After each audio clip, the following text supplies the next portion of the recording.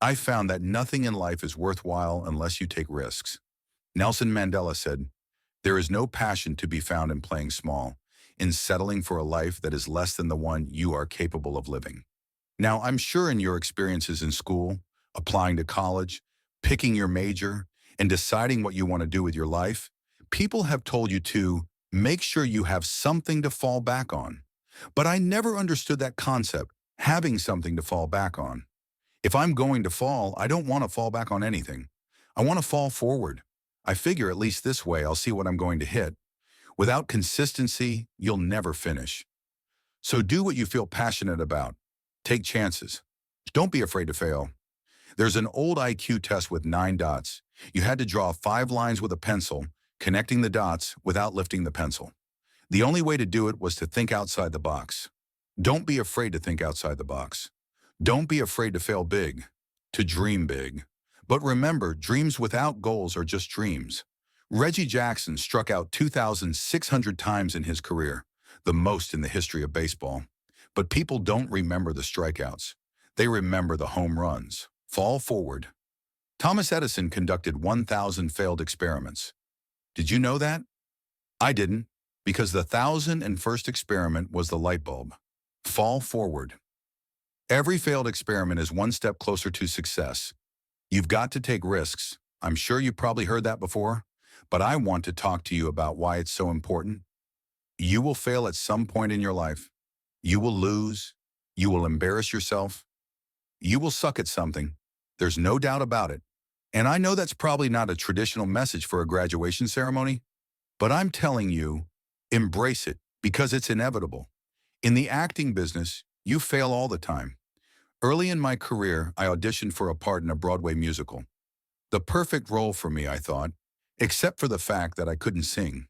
I didn't get the job. But here's the thing, I didn't quit. I didn't fall back. I walked out of there to prepare for the next audition, and the next audition, and the next audition. I prayed, and I prayed. But I continued to fail and fail and fail. But it didn't matter because, you know what?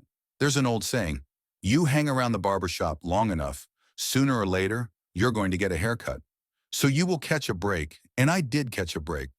Last year, I did a play called Fences on Broadway.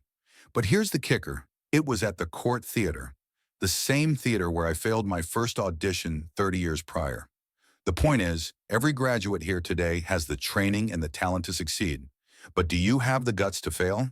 If you don't fail, you're not even trying. I'll say it again. If you don't fail, you're not even trying. To get something you've never had, you have to do something you've never done. Imagine you're on your deathbed. And standing around your deathbed are the ghosts of your unfulfilled potential, the ghosts of the ideas you never acted on, the ghosts of the talents you didn't use.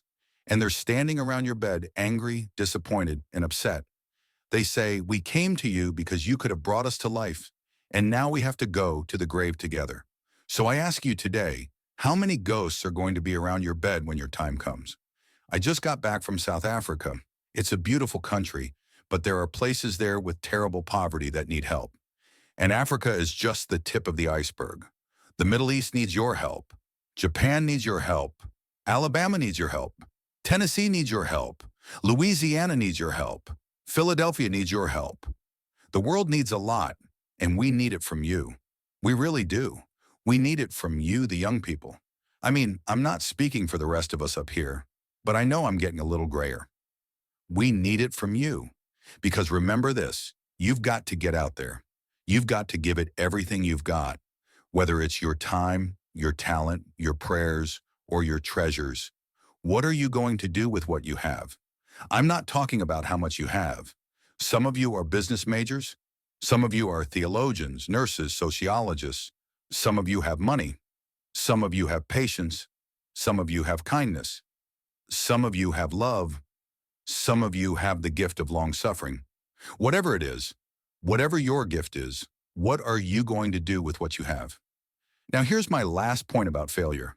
Sometimes it's the best way to figure out where you're going. Your life will never be a straight path. I began at Fordham University as a pre-med student. I took a course called Cardiac Morphogenesis. I couldn't read it, I couldn't say it, and I surely couldn't pass it. So then I decided to go into pre-law, then journalism. With no academic focus, my grades took off in their own direction. I had a 1.8 GPA, and the university very politely suggested that it might be better to take some time off. I was 20 years old. I was at my lowest point. And then one day, I remember the exact day, March the 27th, 1975, I was helping my mother in her beauty shop. My mother owned a beauty shop up in Mount Vernon. There was this older woman who was considered one of the elders in the town. I didn't know her personally, but I was looking in the mirror. And every time I looked in the mirror, I could see her behind me. She was staring at me. She just kept looking at me. Every time I looked at her, she kept giving me these strange looks. Finally, she took the dryer off her head and said something I'll never forget. She said, "Young boy, I have a prophecy, a spiritual prophecy. You are going to travel the world and speak to millions of people." And in the years that followed, just as that woman prophesied, I have traveled the world, and I have spoken to millions of people through my movies. Millions who, up until this day, couldn't see me, and who, up until this day, I couldn't see. While I was talking to them, they couldn't see me. They could only see the movie. They couldn't see the real me. But I see you today, and I'm encouraged by what I see. I'm strengthened by what I see. Because taking risks is not just about going for a job. It's also about knowing what you know and what you don't know. It's about being open to people and to ideas, the chances you take, the people you meet, the people you love, the faith that you have. That's what's going to define you.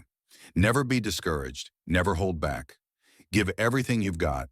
And when you fall throughout life, remember this: fall forward. Lessons learned from Denzel Washington's speech: take risks and embrace failure. Success often requires stepping outside your comfort zone and taking risks. Failure is inevitable and should be embraced as part of growth and progress. Falling forward rather than falling back helps you see what lies ahead and keeps you moving closer to your goals. Think outside the box. Creativity and innovation often come from thinking beyond conventional boundaries. Don't be afraid to challenge norms or tackle problems in unconventional ways. Consistency and passion are key. Without consistent effort, even the most passionate endeavors won't succeed. Pursue what you love with dedication and perseverance. Set goals and take action. Dreams without goals are merely fantasies. Success requires actionable steps toward achieving your vision. Break down your aspirations into achievable milestones to maintain focus. Learn from failures. Each failure is a step closer to success. Iconic figures like Thomas Edison and Reggie Jackson are remembered for their successes, not their failures, because they persevered. The power of persistence. Success often comes to those who don't quit. Keep preparing and trying until you catch a break. Denzel Washington's own story of returning to the same theater where he initially failed exemplifies this principle. Live up to your potential. Unfulfilled potential can lead to regret. Make the most of your talents and opportunities to leave a meaningful legacy. Reflect on what you can do with the gifts and resources you have. Give back to the world. Contribute to the betterment of society with your time, talents, or resources. Recognize the global and local needs and act on them, regardless of how much or little you have. Adapt and grow. Life's path is rarely linear. Setbacks and redirections can lead to unexpected opportunities. Use challenges as learning experiences to refine your goals and approach. Faith and self-belief. Faith in yourself and a higher purpose can guide you through challenges and uncertainties. Denzel's personal anecdote about the prophecy he received underscores the importance of believing in one's potential and destiny. Key takeaway: success is not defined by the absence of failure, but by the courage to take risks, learn from setbacks, and consistently strive toward one's goals with passion, creativity, and a willingness to contribute to the world.